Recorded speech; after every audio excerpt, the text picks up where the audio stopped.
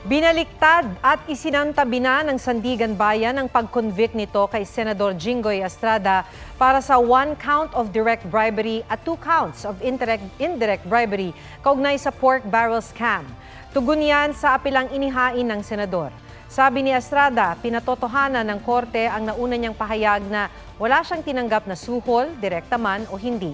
Hindi naman pinagbigyan ng buong apela ng kapwa-akusadong si Janet Lim Napoles. Gayunman, binaliktad ng Graft Court ang conviction nito kay Napoles para sa isang count of direct bribery na kaugnay sa binawing conviction kay Estrada. Nananatili naman ang conviction kay Napoles para sa 4 counts of corruption of public officials. Dahil dyan, sinesentensyahan siya ng 8 hanggang 10 taon at 8 buwang kulong kada bilang ng conviction. Pinagmumulta rin siya ng mahigit 29.6 million pesos.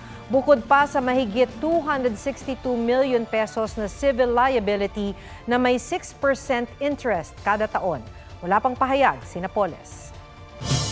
Huwag magpahuli sa mga balitang dapat ninyong malaman.